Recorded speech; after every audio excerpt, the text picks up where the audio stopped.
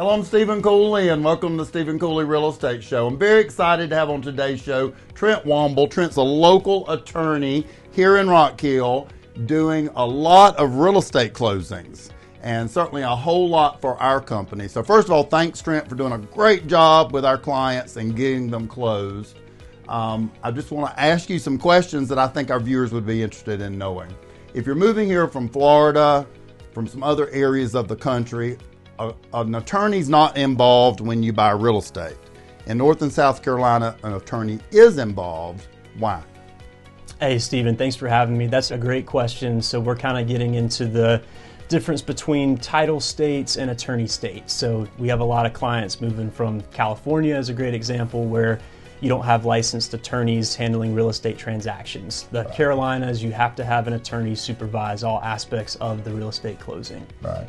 I feel better knowing that an attorney's involved when I buy real estate. I feel like that's another expert looking at everything. And so when that file comes to what people who bought real estate know this, but if you're a new first-time buyer, you don't. But everything comes to your office, and that's kind of where the final deal happens, and you leave with the keys. Or if you're a seller, you give your keys to the buyer.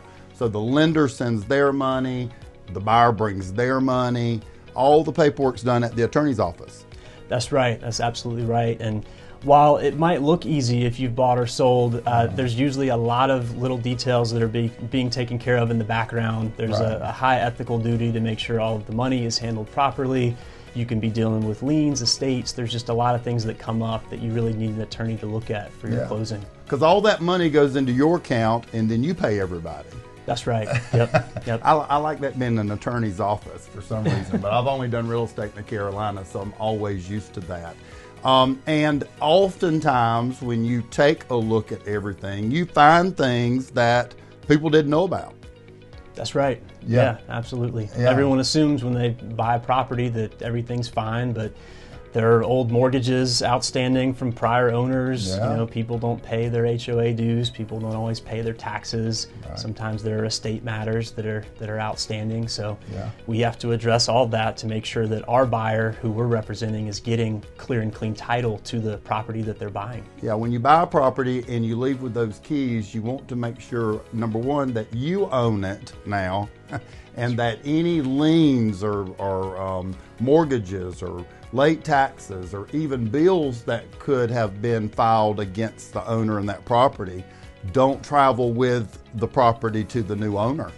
That's right. Yeah. So taxes are a big one. Any unpaid taxes would result in a lien. HOA dues are a big one as well. There are a lot of homeowners associations here in the Carolinas. Mechanics liens are another concern. So we typically will have the sellers sign what's called an owner's affidavit and indemnity form to make sure that there haven't been any recent improvements to the property within the last 120 days before they close. Absolutely. So when a buyer actually leaves with those keys, you know that everything was taken care of and taken care of at a high level. And let me just say, it matters to get a great attorney involved, and you and your group at Johannes Meyer and Sawyer do a fantastic job for our clients. We do recommend our clients to use you guys because it's done correctly.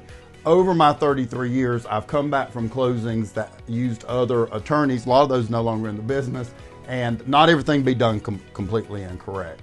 So thanks for just doing a magnificent job for them.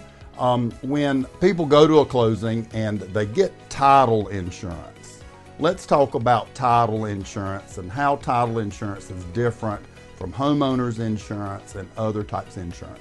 It's a great question. So for most people, buying a home is the largest investment that they'll make, right? So we have insurance for all of the things that are important to us. So title insurance at the most basic level is basically just saying that you and only you own your property and no one else can claim a legal interest in that property. So it is a one-time premium as opposed to other types of insurances that are paid annually or monthly. It's typically purchased when you purchase the property.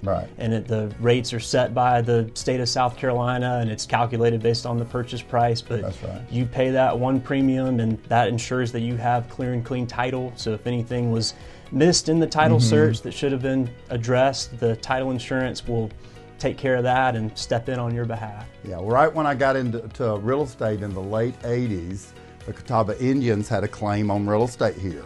And so if you had bought your home and you had title insurance would pay off a past owner, which happened to be the Catawba Indians, and take care of you. I saw here recently where someone sold a property years back and their spouse owned the property, but the spouse didn't sign. And it was like 4 owners ago. If you didn't have title insurance covering you, that past owner could still claim to own it, correct?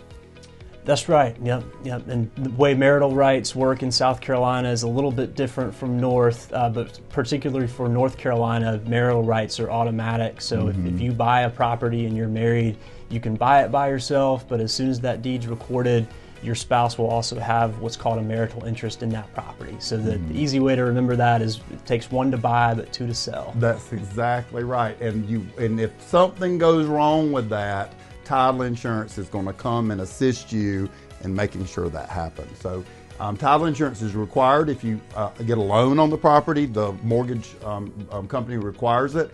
A lot of people are paying cash right now.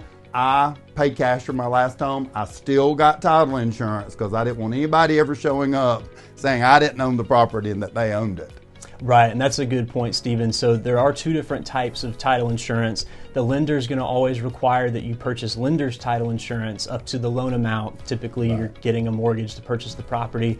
But then there's also something known as an owner's title policy that you should get whether you're using cash or a mortgage to purchase the home. Absolutely.